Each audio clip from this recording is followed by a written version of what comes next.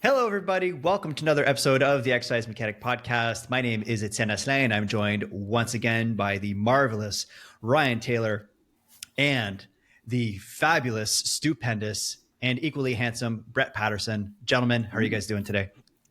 Great. I get 3 adjectives today, Ryan. Yeah, I'm slacking. It's because you weren't there last week, man. So we really want to pump up your tires. Appreciate it. So there's a whole bunch of things that we wanted to dig in on and kind of talk about today. One of which is something that's really pertinent specifically in Ryan's world right now, which is the addition, correct me if I'm wrong, of the use of a GLP-1 agonist in your mini cut. Am I getting that correct? Yep. Yeah. So started my mini cut on Monday. Yeah. So I competed, I think it was June 1st or June 2nd, whatever the first weekend in June was. Had essentially like a health phase for like a month and a half, then started my off season, which is going to include, caloric surplus, weight gain, reintroduction of like higher dosages of PEDs in my case, because I'm taking an extended off season, so I'm not going to be competing next year. It's also pertinent to have phases that are like dedicated fat loss phases. You can't just, bulk into perpetuity. So for a variety of reasons, having like a fat loss phase makes sense. And then, we had Dr. Crystal on here. Mm-hmm. What was it? Maybe a month or so ago. Yeah. And I think, it's come up in the courses that we've taught. And I think the implementation of GLP-1s, not necessarily just in like physique sport, but just I think across, kind of general population is becoming more and more prominent. Mm-hmm. So I've done a lot of reading, gotten to the point where I think it's worth experimenting with. And there's an element, I think, certainly within like the physique world of just experimentation. So I made an order a little while ago and then started what's called either Retatrutide or Ritartritide, depending on how you want to pronounce it, which is a little bit different than Ozempic, which is like the one that most people are familiar with. So Ozempic is essentially just like a single agonist. So it's just a GLP-1 agonist. So GLP-1 stands for glucagon-like peptide. So Ritartritide is essentially a triple agonist, like weight loss drug or diabetic drug. So it's a GLP-1 GIP, so gastric inhibitory polypeptide. So essentially it slows gastric emptying. And what makes this one particularly unique is it's also a glucagon agonist. So it actually stimulates, essentially it's going to like release glycogen from the liver into the bloodstream. So it makes it different than sort of like semaglutide, tirzepatide, a lot of the sort of earlier generations of GLP-1 drugs, is it quite literally like actively burns calories. So it doesn't just essentially limit food noise in people's brain and limit hunger signaling. It also directly will like burn calories and therefore essentially burn body fat. It's not technically FDA approved yet. I believe it's bodybuilding. It's a lot of not approved things that happen. But it is probably coming. Probably within, honestly, I'd say the next year. So I think it's sort of in the last stages of like human trials. Mm-hmm. The data looks really promising from what I've heard as well for it. Yeah. So I have I'll see if I can pull this up. I had a few slides, see where they are on my phone. So there's some really interesting data. Here we go. So the thing to me that's really interesting, so besides just the weight loss side of things, which the thing with weight loss is it's not just, weight off somebody's body. We're talking about all of the health implications of losing body fat. So even just body weight leads to potentially poor health outcomes, especially when that's body fat. The other thing that's really interesting with some of the data on Ritartritide, so, increased insulin production, improved insulin sensitivity, which is similar to the other two, improved lipid metabolism, so, literally like fat burning. The one that really stood out to me was in this particular human trial. So it was a 48-week trial. They saw reducing liver fat by, so 81% of participants saw reduction back down to normal of like with fatty liver disease. And they saw on average an 82% reduction in fatty liver. That's gold. Which is insane. So wow. Yeah, I'm really interested. So I just started on Monday, so we're recording this on Tuesday. And what I would say, so dosing normally starts at 2 milligrams per week. Medically, it's recommended they do a single dose per week. I think a lot of that's just based on adherence. Generally speaking, when you split doses and you don't get like these peaks and valleys in terms of blood serum levels, generally speaking, more consistent like dosing schedule, you typically get less side effects.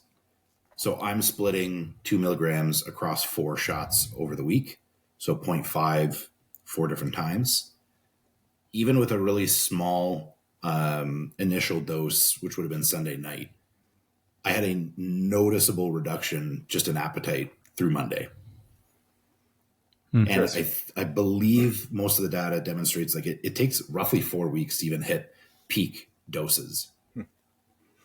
So because it's causing more caloric burning, is it like increasing body temperature kind of thing? Like, are you like sweating more and just kind of like hotter? So I wouldn't say I've noticed anything again, but I'm very early into this. Some of the side effects that were reported in the human trials were increased body temperature. There does seem to be an increase in resting heart rate by anywhere from like 5 to 10 beats per minute. But that also seemed to subside after like the 24-week mark. So a lot of these drugs are used, I'm not the target demographic. We're typically talking about people who have been chronically overweight, chronically obese, that are using these for, 6 months, a year, 2 years, whatever it happens to be. So it seems as though that side effect dissipates after like prolonged usage. Trying to think what else. Some people will have the effect of, insulin sensitivity might improve so drastically. Some people might go hypoglycemic. But that's often paired with what ends up happening with a lot of these. I think I've heard Dr. May call them anorexic drugs, which actually seems like an appropriate term because they essentially just make you eat less in most cases. If people don't have good dietary habits and they rely, exclusively on just how they feel, if you don't feel like eating, you are literally undernourished, your blood sugar starts crashing. So that's where having some structured habits in place, I think, is really important. Yeah, and having, because you don't, like you're kind of saying, like having a structured plan, right? And not just necessarily just relying on kind of going by feel and having an intuitive approach, because it really fucks with the signaling piece. Like there are risks that people incur. Interesting angles you're bringing here. I like this. Yeah. So again, I'll have, I'm sure within a few weeks when we do another podcast, I'll have more updates. And I am planning on being pretty transparent about this on social media. Yeah. Just kind of outlining what my experiences are.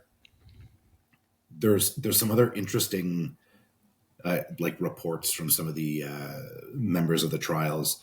So even some people reported like a drop in libido as well, which is interesting. Because it seems to be, and I think we spoke about this again with Dr. Crystal, not with Retatrutide, but I believe with semaglutide, some people had used it in treatment with like gambling addiction. So it seems to be something with like the reward centers of the brain. So it seems as though in some instances, while there might be, say, like the biological urge to have sex or something like that, the reward center of pursuing that seems to get dampened a little bit. Interesting. My first thought would have been like low fat, and like, you know, if fat content is super low, it's going to affect hormone levels. But it's interesting that reward centers might be affected too. Yeah, and it could probably be all of the above. I think that's the thing, you know. What I will say, the disclaimer is, you know, I'm not a pharmacist. I don't fully understand the pharmacokinetics of a lot of this stuff, but just kind of paying attention to what the data has demonstrated so far. I think what's really interesting with a lot of medical interventions is, you know, and you've seen this a lot with medications throughout human history, is things that are designed for an initial purpose and then are used to treat a variety of different things. Yeah. So, for example, it sounds like a silly one, but I think it's a really good example, is Cialis was originally developed just as a blood pressure medication. And its effects on blood pressure are minimal to mild. You know, it does have some effect, but not very good. Obviously, they discovered it was better for other purposes. But some of the other effects that it has is it seems to also reduce prostate size. So some people use it in treatment for people who have potentially prostate cancers or are at risk of it. So a lot of the like off-label uses initially for certain medications end up being potential interventions that they're used for later on. So I don't know if we'll see that with some of the GLP-1 drugs. I imagine we will, because I think we're still very early in like their presence within sort of like mainstream sort of acceptance in media. Totally. There's, I mean, one thing I heard also just even about like through the process of like R&D, there has, you know, what the example that comes to mind for me is Post-it notes. Pretty sure the guy who created Post-it notes was trying to create the strongest adhesive possible. And he stumbled upon through that, like one of the weakest adhesives. And he's like, oh, this is actually also really useful. And so now we have Post-it notes and they're everywhere. Right.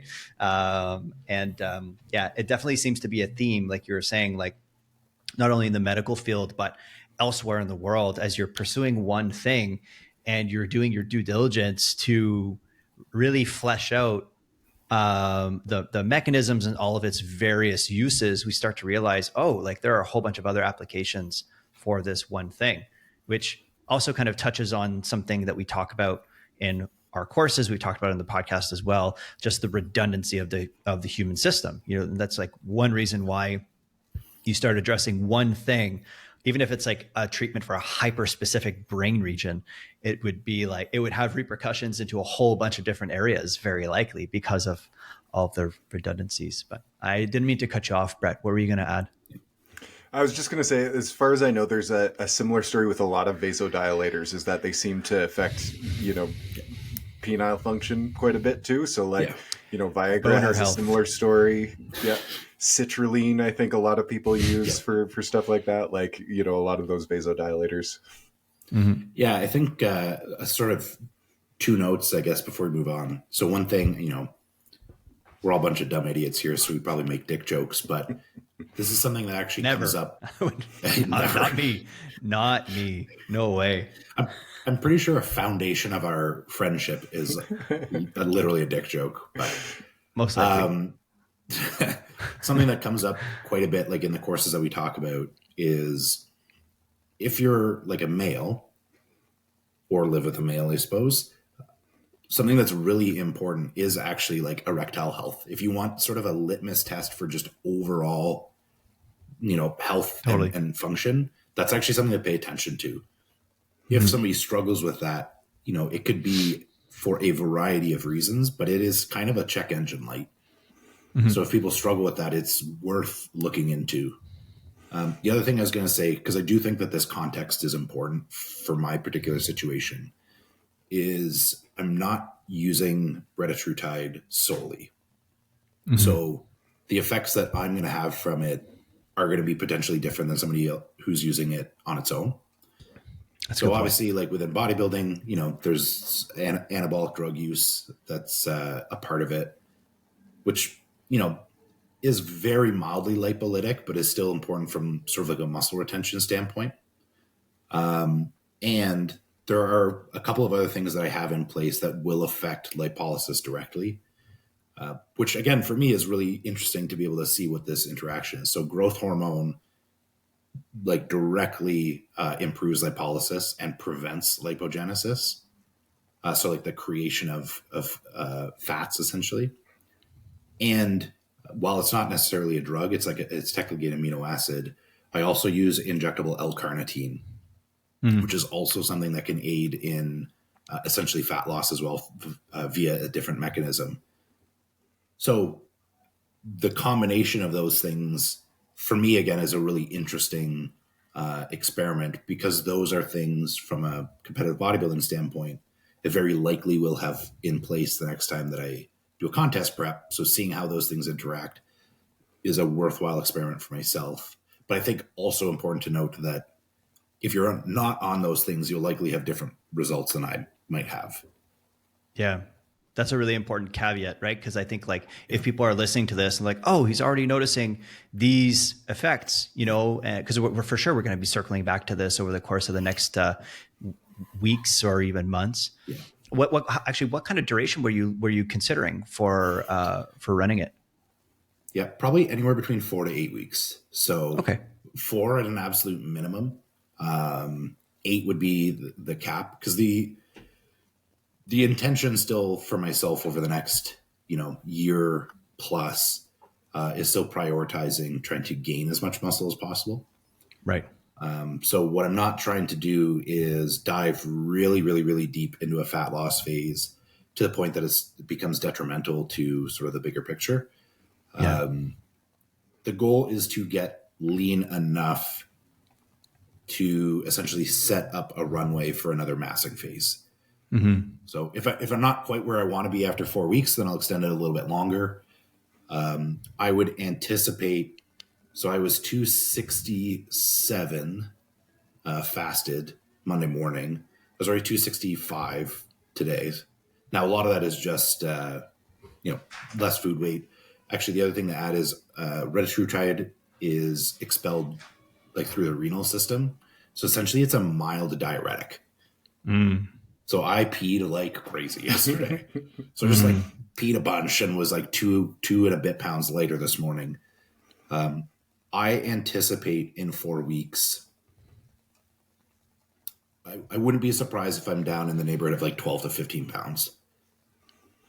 Are you using weight as your kind of primary objective measure of like when you're going to stop, or are there other kind of metrics that you're tracking of knowing when to kind of get off of it? Good question. Yeah, good question. Weight is definitely a big one. Again, for me, because my whole sport is visuals, so visuals is another thing. The other thing for me would be also like what my like fasted blood glucose levels would be. So essentially the goal for myself is, again, getting to a place where I'm very insulin sensitive again, which sets me up to be able to have like better nutrient partitioning, which is going to come alongside just having less body fat. So, the scale and pictures is a great proxy for that, because I know as you lose body fat, you're also going to see improvements in insulin sensitivity. But you could also test that with either, like a blood glucose monitor first thing in the morning, which is going to give you a reasonable snapshot. I don't know if I'll be able to get blood work done in a way that would give me the data I want. It's a little bit hard in Canada to get it in a timely manner. Yeah. But if I wanted to, I would try to get blood work right at the very end of like roughly the timeline of this like fat loss phase. Also, because I think it would just give me some really interesting data. Cool. If Brett, if you don't have a follow-up question, I wanted to circle back to something that Ryan mentioned at the beginning. Is there anything else you wanted to ask kind of associated to that? Okay. No, go for it. So, Ryan, you've touched on this a few times today, And you also talk about it in the hypertrophy intensive. And I think it's a little bit counterintuitive for folks, but when we start thinking about the physiological reasons for it, it makes a lot of sense. You've talked about how you're primarily in a massing phase right now. That's the big focus. And right now you're doing a pretty aggressive dieting block or mini cut, from what I understand. And so when we opened the podcast, you had talked about how you can't bulk, indefinitely. And I'm sure there's some people that might be like, I disagree, because they might actually be I did for a long perma-bulking. time. That's right. So perhaps, if I may, perhaps it's not that you can't permabulk, but maybe it's that it might not be the recommended strategy for long-term sustainable massing that drives an accumulation of lean mass. And I was hoping that you could kind of elaborate on like why that is and make some connections with why you're doing a mini cut right now. You mentioned insulin sensitivity as well. So can we kind of pull on that thread a little? Because this isn't something that's necessarily very well understood as far as I've seen. Yeah, that's a great question. Shameless plug. We talk about this in our course. Yeah, so a couple of things that I would say. So one disclaimer I would say off the start, there seems to be a fair bit of evidence that suggests that people can still reasonably gain muscle mass up into roughly like the 30% body fat range. This is for men. So for women, add 7 to 10% body fat. So you can still reasonably gain muscle mass with a fair bit of body fat on you. The problem is when you start getting higher and higher body fat levels, for a variety of reasons, you're not just going to gain muscle mass, you're going to disproportionately gain way more fat mass. So there's this idea of something called nutrient partitioning. So when you take in food, when you take in nutrients, your body allocates those nutrients for a variety of jobs. When you are in a state of good health, when you're reasonably lean, when you have good insulin sensitivity, which I'll explain in a second, your body does a better job partitioning those nutrients favorably towards essentially like things like building more muscle. As you end up with a higher degree of sort of essentially like systemic inflammation, poor health, higher body fat, worse insulin sensitivity, you'll still gain some muscle for sure, but you'll start gaining more and more body fat, which then makes that problem even worse. Mm-hmm. So maintaining insulin sensitivity is, in my eyes, and probably the eyes of a lot of people within physique sports, an incredibly, incredibly important aspect when it comes to, building like favorable physiques, i.e. Building muscle, but also limiting fat gain. And the biggest way that we honestly do this is just reducing body fat.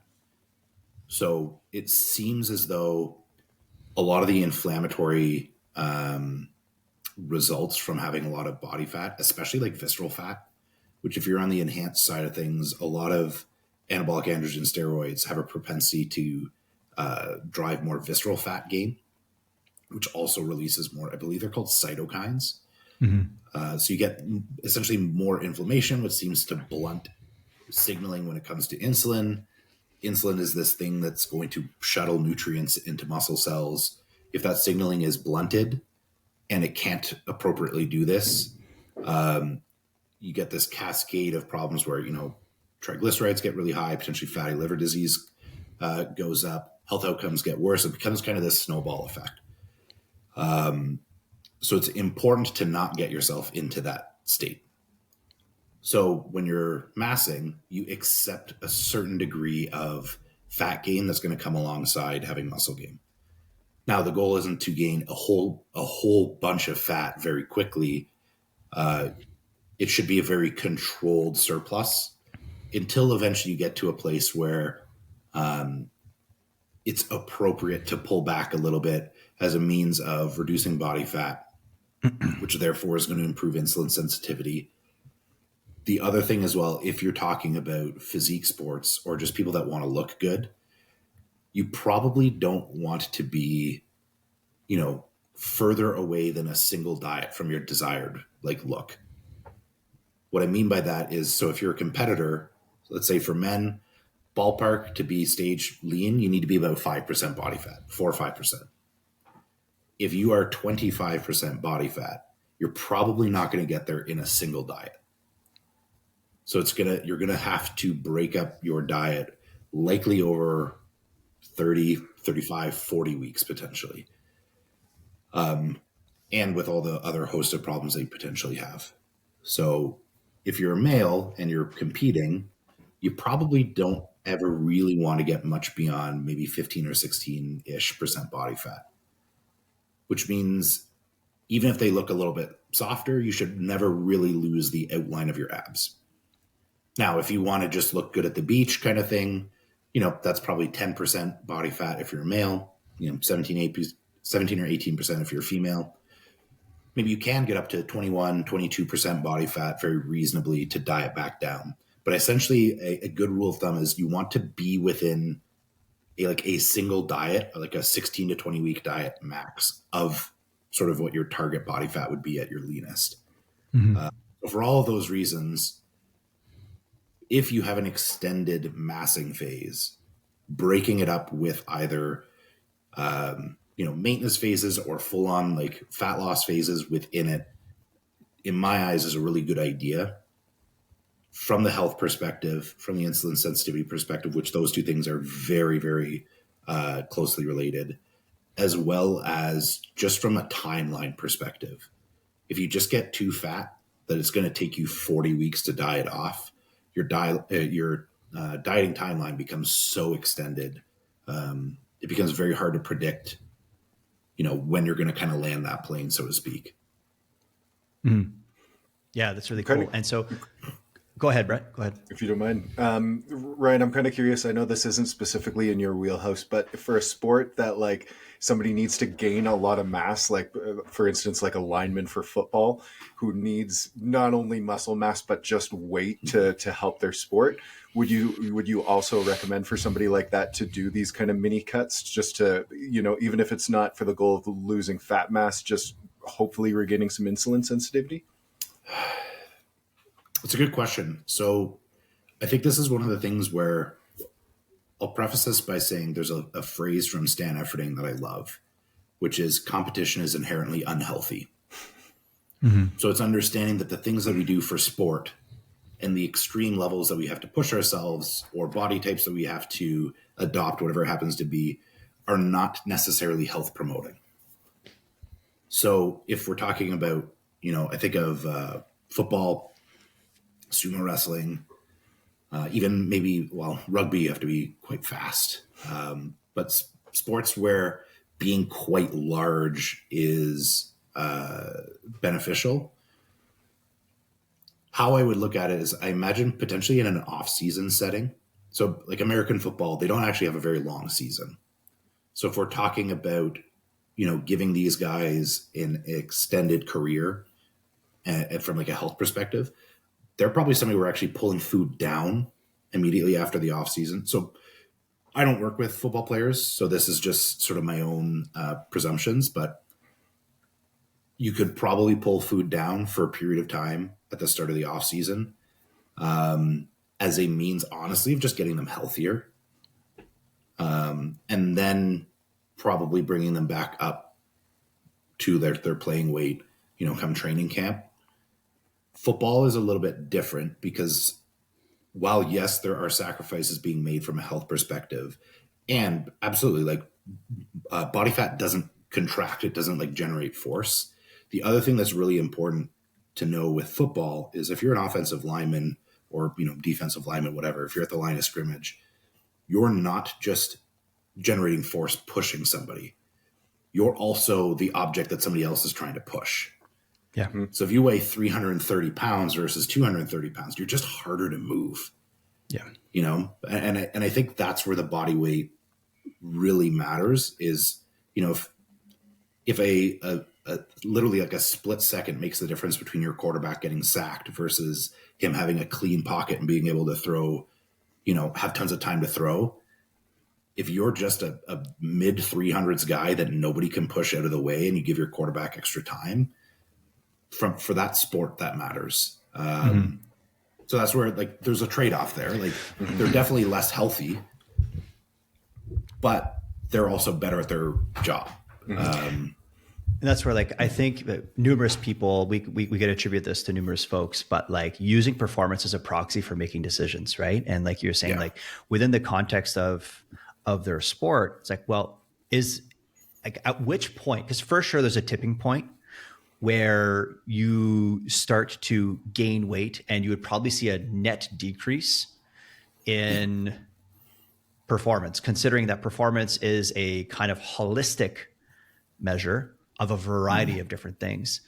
And so a certain point where if you keep gaining, performance would eventually start to decrease. Like if you're a 600-pound lineman, yeah, you'd be hard to move, but you also can't move, right? Like, and kind of like similarly, I think we talked about this in one of our podcast episodes, where this is a common thing in the opposite, actually, excuse me, in the endurance world, where a lot of people will focus on like getting really light, thinking that like, well, you're hauling less weight with you. If we do the math, you should be faster.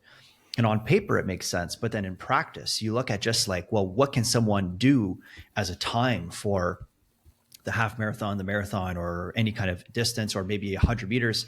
There's a certain point where if you get really lean, even though you're bringing less weight with you, your body throttles down output. And so there's that kind of like the sweet spot, right, that we're looking for, this Goldilocks zone. But I really like the points that you brought up in terms of during the off season, considering that this season itself is relatively short, like strategically during the off season, pulling weight down as a means of promoting health, and then thus promoting a long career. And then there's interesting parallels also with bodybuilding as well there, because you talked, on a few occasions, this idea of like having a long runway. And like, if you can have a really long runway of mass gain, where you're always in like a good spot where the body's like insulin sensitive, health is good. And you can just, be in a massing phase for a really long time, so long as it's still fruitful and you're still healthy, right? Well, this is one of the reasons why I do think, if you're a coach, a trainer, and by coach, I don't just mean, powerlifting or bodybuilding, could be ski team, basketball, whatever it happens to be. I think if you work with athletes or bodies in any capacity, I think the study of sport physiology is incredibly important. Because really what we're talking about here, like the same principles of sport apply to bodybuilding, to running, to, we talked about football. And it's looking at like, what are the requirements for the sport? What are the needs of that particular athlete? What's the time frame of their season? Et cetera, et cetera. So if you just have an idea of what all these components are, you can just make informed decisions based on whatever the variables are that are unique to that sport and that individual. Like, I don't have to run. Thank God. But but there's like a requisite degree of, we talk about this a lot, requisite degree of health, especially on the enhanced side of things, especially as like a larger person, heart health is really important. There's also a certain degree of conditioning where, I don't want my ability to keep my breath be the limiting factor when I'm training legs. Right. So there's a certain degree of that that's important, but I also don't have to have the skills of running or cycling, which would be very different than either of you guys. Right. Like there's a skill component to those activities. And again, I think it's really important to be able to just dissect whatever the individual components are, and then just make these really unemotional decisions. That's why, I've never played football. I kind of sort of follow it. I've trained one football player in my life. But I could probably logic out what my approach would be with that guy just based on my understanding of like the needs of that sport and the length of their off season. Totally. Like my understanding as well is a lot of the time, I think in particular when it comes to football, where strength is so important, but so too is a certain level of conditioning. We also know that cardiovascular, or I should say cardiorespiratory adaptations happen relatively quick relative to like strength and muscle gains. Mm-hmm. A lot of the time, those guys aren't doing really hard conditioning work until a couple weeks before training camp, because they just don't need that much time to get into playing shape, but they need more time potentially resting, especially at a very high level, or they need way more time training to get stronger, to put size on, whatever it happens to be. So they spend more of their time and effort on that potentially earlier in an off season, because they know that the training adaptations required to be in playing shape just happen quite a bit quicker. Mm-hmm. And then you could just start to piece together what a year training plan looks like for an athlete. Mm-hmm. We've got a strength and conditioning coach for the ski team from U Ottawa, and he comes from like a rugby and football world. But in my kind of pitch to him on like how to design these programs, it was, like our energy systems and work that we're doing is kind of similar to a hockey player. We're not playing for a full game, but we need the conditioning to be able to do a full day of training. It's a lot of like single leg stuff, 2 minutes or less is about the kind of how much we need to push. And he ended up designing like pretty incredible programs. And like you said, it's because he understands the body, he understands our needs, and was able to come up with something pretty good, even though he really doesn't ski at all. This, I find this table's a concept that is really central to the courses that we teach, and even just like really central to the organization, which is that, systems take you only so far, but this really, like appropriately deep understanding of the components and the pieces that inform your decision making is very much like it is the way forward. The process of accumulating more and more nuance, kind of getting comfortable with the gray. Oh, yes. I knew who's coming. Take a swig. Yeah. Is very much the way forward. And, and it has been a theme of things we've talked about. It is today, and it's going to keep coming back, because especially if we're talking about like whether or not the objective is to help our clients achieve their goals, whatever that looks like, or if trainers are listening for that reason, or if they're listening as a means of going further in their careers, one of the things that those two perhaps priorities share is that they are both tethered to like this accumulation of nuance, and there you go, take a swig, and getting comfortable with the gray, and I really agree. I think Ryan, you mentioned it earlier, where it was just like, it doesn't matter, like, or like, this is like what's the value of like studying sports physiology, or even just human physiology, and then also like biomechanics. And you talked about like weight and like you're harder to move. So it's like, that's the study of physics, because we're talking about properties of mass here.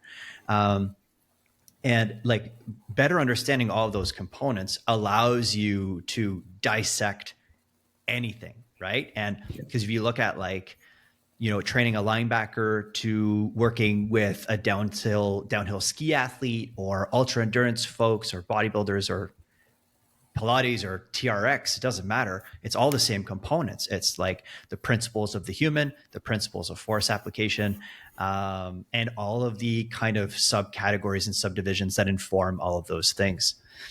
So once again, shameless plug. If you vibe with that, you should take our courses, because truly it's the way forward when it comes to, if we're talking about like the path of mastery for fitness professionals, that is it. At least in my opinion, and I think you guys would agree.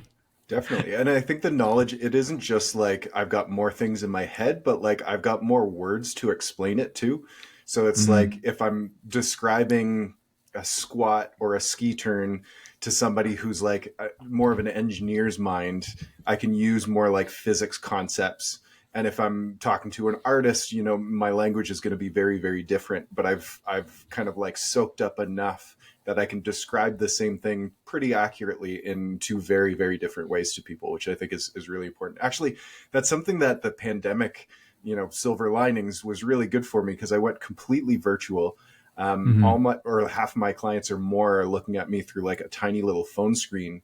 And so I really had to be careful with the words I was using and really kind of like focus on delivering, an auditory experience, just like use my words properly and to get the results that I'm looking for.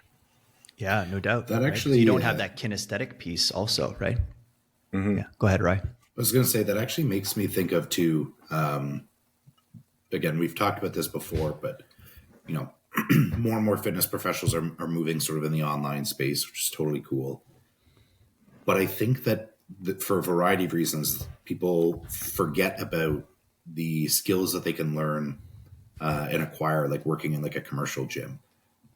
One of the things that I think is really important, what you said, Brett, is like having a variety of ways of explaining things. If you've only ever worked with people who are, athletes, they're elite movers, man, you can say anything and people kind of figure it out. If you've worked with Sally that's never exercised before and you are like running through your Rolodex to find something that clicks and makes sense. Like I find working with people who are not experienced exercises or they kind of suck at moving, they are great practice for being able to explain yourself and having a variety of ways of being able to do so. So that, it's always something that I find really funny when we do the practical components with our course in a way that I didn't expect. The students watching us cue stuff seems to be of a lot of value. And a lot of it is just, I'll use a cue that we're like, hey, try this cue out.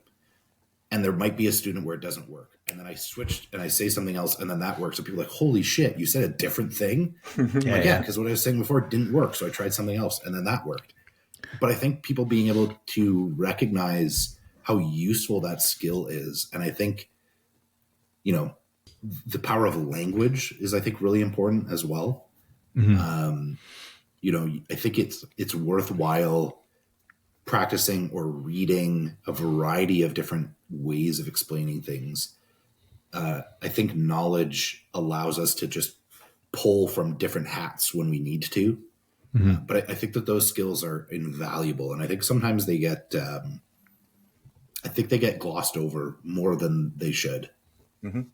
It's funny at the hypertrophy course, I mentioned, to the class that like, we want to give context to these cues prior to the set happening and not just like throw out a cue at them that they have no idea what it means mid set. And then the next week I did exactly that. I had a skier who I thought I had talked about this cue of like spreading the floor underneath his feet before in a squat.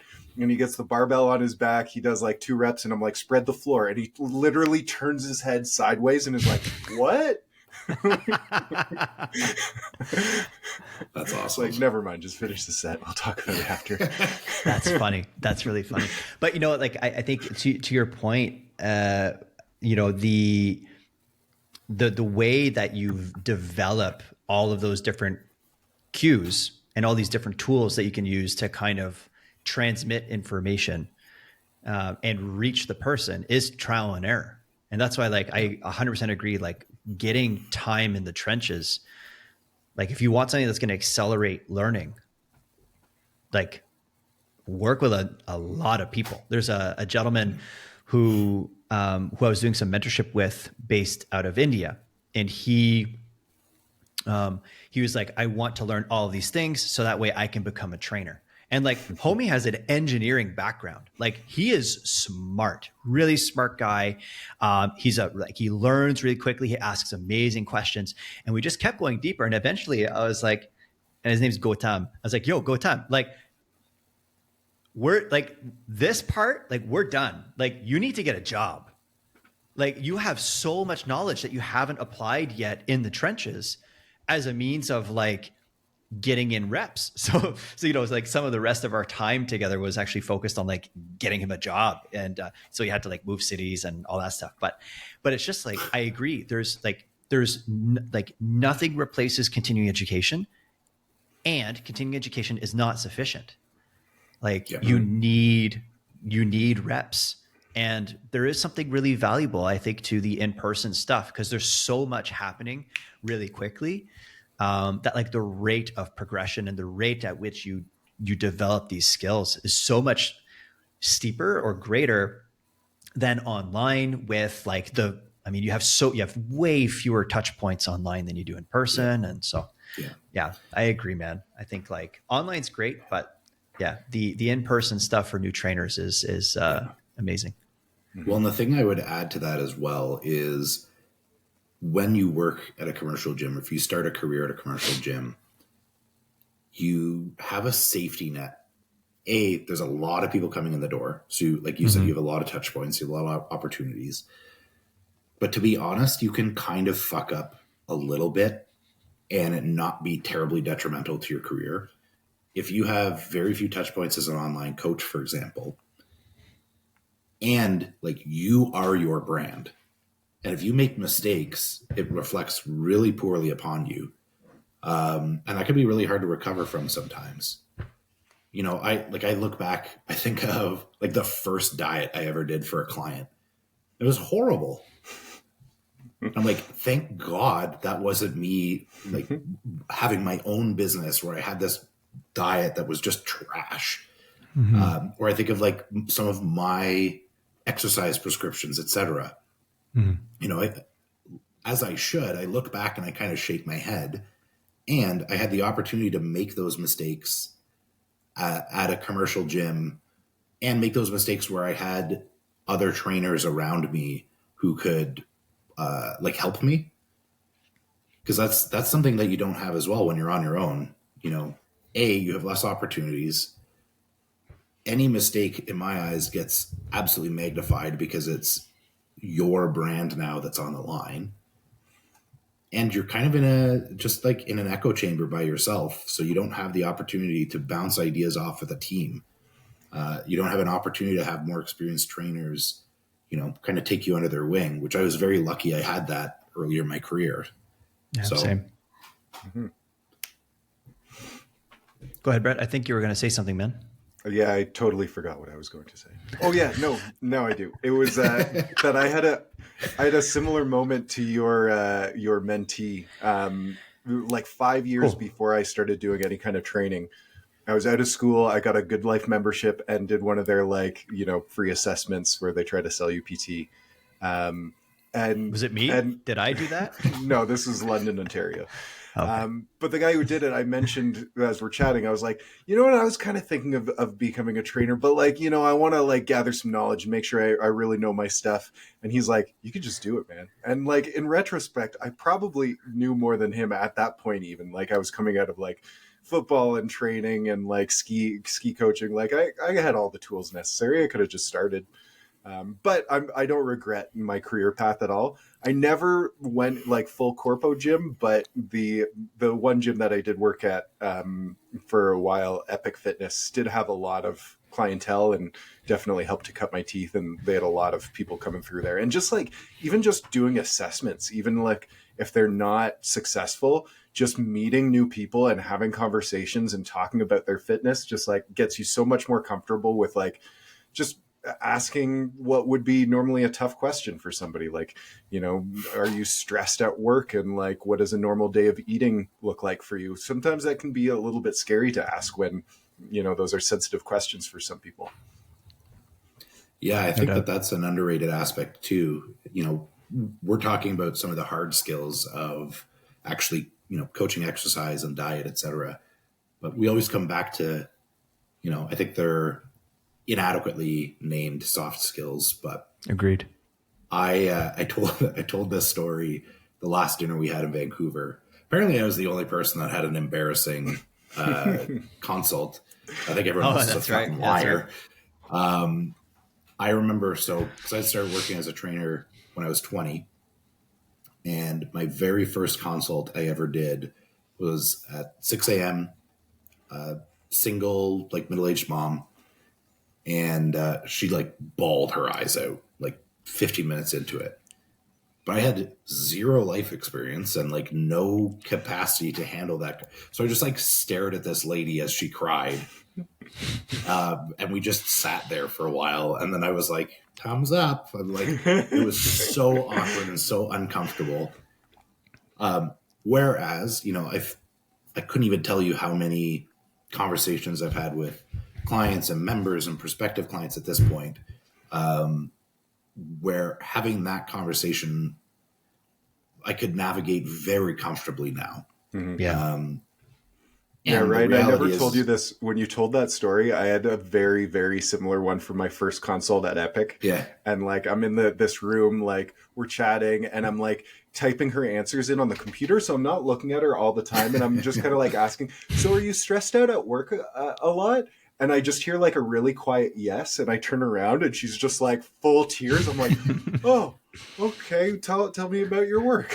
It'd be funny if you were like, actually, wait, wrong question. Tell me about your dog.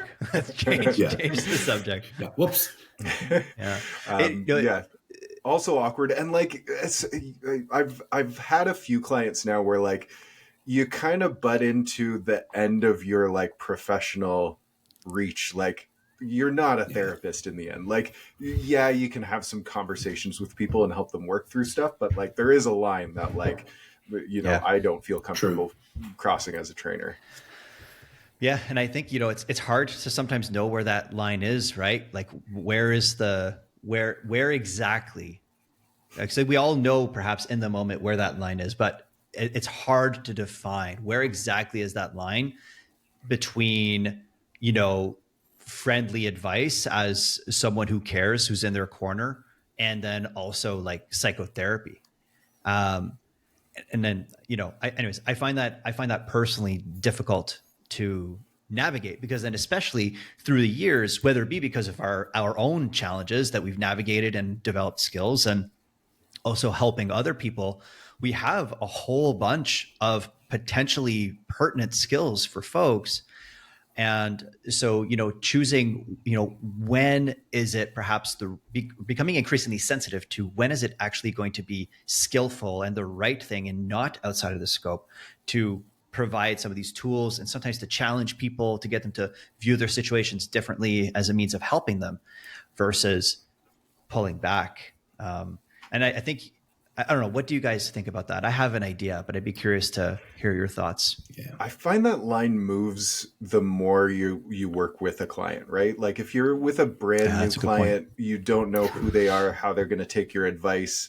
I've got clients that I've trained now for like 5 years, and we're like practically friends. Like there are no secrets whatsoever. I still make sure that my advice is usually more of like a suggestion and more like, have you tried this? Would you consider this, instead of like a prescription when it comes to mental health advice? When it comes to like, you know, workouts and stuff, it's, you know, it's within my scope of work. It's like, here's the workout you're doing at home on your own. Let me know how it goes. But when it's the softer stuff, then I'm a little bit more careful about how I'm presenting it. Mm-hmm. Yeah. I mean, I think Brett literally stole the word out of my mouth. I was going to say, to your point, actually, yes, I think the duration and the depth of the relationship with the client changes things to a certain degree. But I do think I'm cautious with anything prescriptive. I think that listening is just incredibly powerful in and of itself. Yeah. I'm actually reminded of, it's one of these weird memories that's like stuck with me. Do you guys remember the movie Bowling for Columbine? Mm-hmm. Yeah. So, you know, the what was it, 1999 tragedy in Colorado. The movie that was about that. So there was a variety of, you know, people wanted to lay blame at a variety of things. And at the time, Marilyn Manson was really culturally relevant. So people wanted to blame these school shooters and like what inspired them on his music or whatever. And throughout the movie, they had interviewed a variety of people. It's like, if you had anything to say to these kids now, what would you say? And you've got congressmen saying one thing and whatever. And I actually loved Marilyn Manson's answer. So they interviewed him and they asked him, like, what would you have said to these kids? He's like, I wouldn't have said anything. I would have listened to them. And that like one thing has always stuck with me. Yeah. Great line. So anyway, all that to say, I think that listening is really powerful in and of itself. And then I think that, assuming that this isn't somebody that I know really, really well, because the dynamic of that relationship, you could be like, hey man, like you told me you were going to do X, Y, and Z. Like I'm going to push you a little bit because you know that there's a foundation there. Generally what I would say is like, I would tell stories of either myself or friends or clients that have been in similar situations. That's a good strategy. Without really saying like, this is what you should do. Be like, hey, like, I was in a similar situation 2 years ago. This was sort of what my experience was like. This is how I felt. If that's helpful in any way, like that's probably the way I would go about it. And I would say, I've had clients that have had some really severe psychological issues and trauma, in which case they do work with a mental health professional. And there are certain things like I just leave there because it's not, I don't want to say it's not appropriate, but what I don't want to do is say something that's potentially conflicting with what somebody else says that's actually, that's within their scope, Mm-hmm. That's fair. I was actually texting a friend last night, and I laid some advice that I want to share with him because I was really proud of my response. It was like a little bit of toxic masculinity from his end. He was like struggling, reaching out to his doctor to like, get some medication that he knows he needs and helps him out. And I asked him if he could ask his girlfriend to call the doctor for him just to like eliminate that barrier. And he said, probably, but I feel like I could also just be a big boy and do it myself. So my response was, but you haven't done it for yourself. So be a big boy and ask for some help.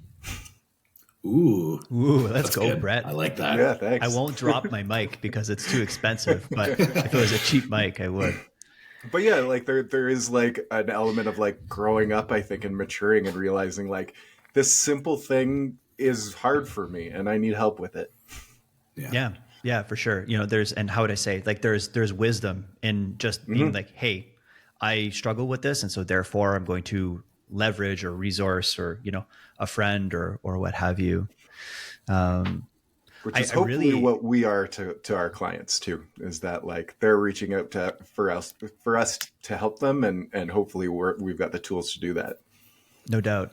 I had a lot of thoughts when you guys were sharing kind of like how you would navigate these kind of circumstances. And the most recent one that I've managed to hang on to, because a lot of them kind of came and went and I was like, crap.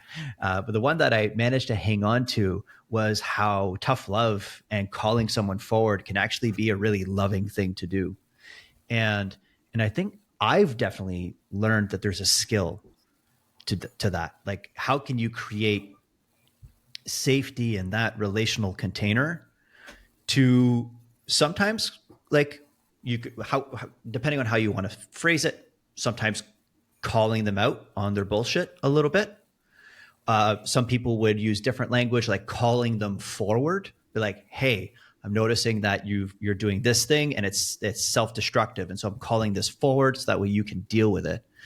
How do you guys, whenever you feel like it's called for, do you have any strategies that you use to, when you are potentially confronting a client, you're not just telling them like, hey, everything's going to be all right, but rather you're giving them some tough love as a means of getting them unstuck. How do you guys navigate that? I think the first thing is, I think just being honest, depending on the client. So what I would say is, I'm not going to push so hard that it's coming across like I'm scolding.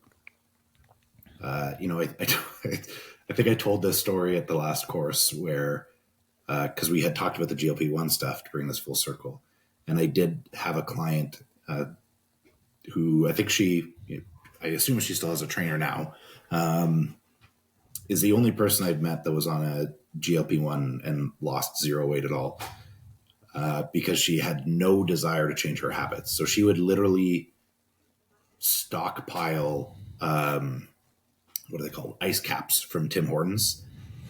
and just like had all these happen. And like, I remember this story. So important to know, like, I love this one. She was so funny. Especially because she owned it. Like, she didn't give a fuck. She's like, this is what I do. Like, this makes me happy. But she had all of these things that were so illogical. And I'd just be like, yo, like, why not do this? Or like, how do you feel? And she's like, I'm not going to do that. And I'd be like, all right, like, okay. I'm not going to fight you on this. Like, I'm not your dad. I'm going to be like, hey, that doesn't make a ton of sense. I do find, in my experience, I don't know if this is the same as for you two. I think a lot of the time people know behaviors that are not congruent with what their expectations are or what their desires are. And I think you don't always have to say a lot. Even something, honestly, I think there's a lot of power in a look. Because I get clients would say a thing and they fucking know. You've got a powerful look, though, also. They'll say something and I'll just be like, see, there it is. They'll be like, I know. Yeah. No, you know. So, yeah, I don't know. I feel like in those situations, I tend to be, again, I probably say less. And a lot of it is because they're probably in a position where they're pretty self-aware. And if it's a situation where I think it's really important to, meet people where they're at. And sometimes people are not in a position to be able to hear things. And if you really push, even if you think that it's the right thing to do, or if you think like the behavior is the right thing for them to implement, if they're not in a position to be able to hear it, you run the risk of fracturing some of that trust with them. Mm-hmm. And maybe that conversation will work 4 months down the line. It's just not right now. No doubt. What comes to mind for you, Brett? Yeah, similar things. I don't think I'm as good at tough love with clients. Like, I think, we mentioned last time I was on the podcast, like, I generally take a more gentle approach, and it's, like Ryan, maybe it's just like, hey, do you think if you continue doing this, you'll reach your goal? And it's usually all that's needed. I do remember one particular client though, who was just a real big stick in the mud. And I felt like he wanted me to be the mom. Like, he wanted me to like scold him and like tell him like, no, you can't eat 2 donuts a day. Like, you are going to gain weight if you eat donuts. But it's like, this, man. Like, I don't want to be your mom, and I don't want to be this trainer. And I sat down and I ended up having kind of a conversation with him about that. That was like, listen, like, this is you and your goals. Like, I'm here to facilitate, but I'm not going to be your mom and tell you like what you can and can't do. Donuts aren't good. Like, so, and in the end, I don't know if there was a better approach or if that was just kind of like a sign that the relationship was already breaking down, but it didn't last much longer after that. Yeah. Yeah. I think the reality is again, sometimes people are just not in a position to change. Mm-hmm. Like they're not ready. Yeah. Yeah, I would agree. That for me is something that I keep in mind. Like, if ever, so there's a quote that if my wife was here, she'd be rolling her eyes. And in fact, her eyes will probably automatically roll, even though she's not hearing this. But there's a quote from one of my favorite movies called The Guardian. And see, there it is. I knew it. But so, underrated movie, fantastic quote. It's going to keep coming back as regularly as the word nuance. For people that don't know, I've heard this. And by the way, I love this story. Thanks, but man. I imagine this is what a spouse feels like hearing the same story 1,000 times. 100%. But sorry, continue. It's all good. But it's the kind of thing that for me, I take my work really seriously, and I know you guys do too. And I try really fucking hard to help people, to the point that sometimes historically, like, it's been a little bit self-destructive because it's consumed me. And there's a quote from this movie, which, once again, to provide context, there's a moment when this main protagonist, is talking about how they make a decision about who lives and who dies. This person is a rescue swimmer. and he's talking to his students about how he makes that decision. And his answer for me, I thought was really simple, beautiful, and actionable. And he said, I take the first one that I get to, and then I swim as hard as I can for as long as I can, and then the sea takes the rest.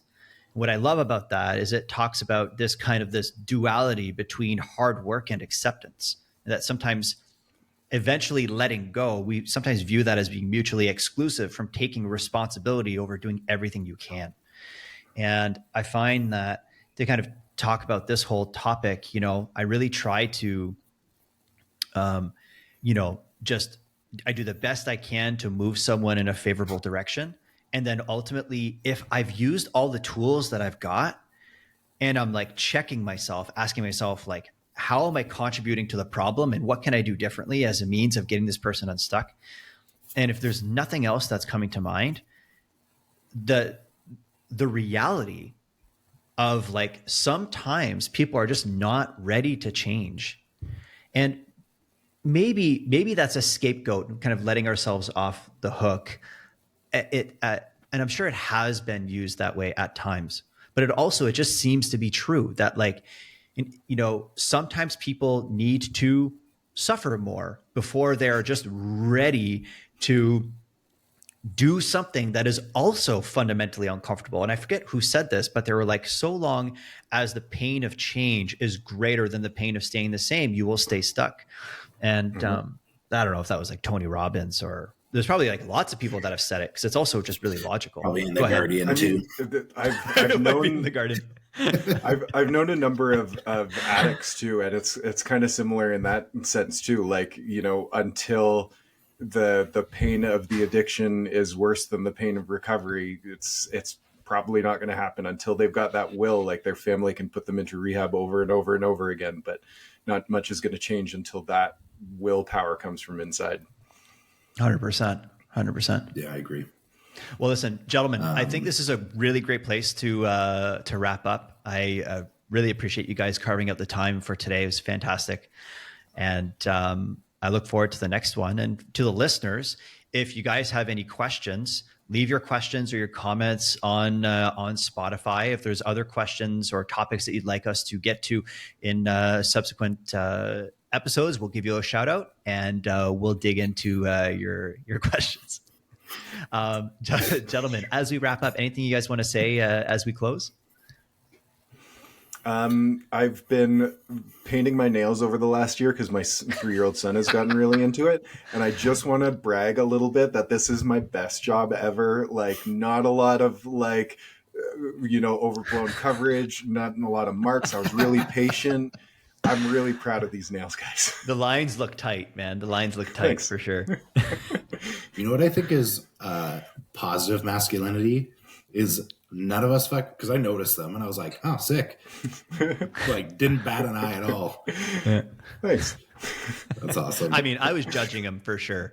I was like, I don't know if I agree about the colors. Like, I don't know. One of the first times I painted them, I went to like a Movati, and there's somebody at the front desk who like looked a bit alternative. Had like an asymmetrical haircut and some funky earrings. And so as I'm like paying for my 1-day visit, they mentioned that they like my nails, and I'm like, oh, thank you. My son's really into it, so I'm just learning. And their response was, we appreciate that. But it was also, I think it was Pride Month too. So it was almost like like we, as in like me as an ambassador of the queer community, really appreciate you going for this. It was like, yeah, I should have gotten a certificate for that one, I feel like. That's awesome. Who knows? Maybe I'll make you the exercise mechanic nail painting certificate. Who knows? We'll hook that up. That's actually part of their swag bag. Yeah, we should get some patches like Scouts. You get the hypertrophy patch, you get the nail painting patch. That's actually a really good idea. I'm not kidding. I like that idea. All right, we'll circle back. Gentlemen, thank you so much for today. Appreciate you guys. We'll talk to you guys next time. Peace out. Cheers.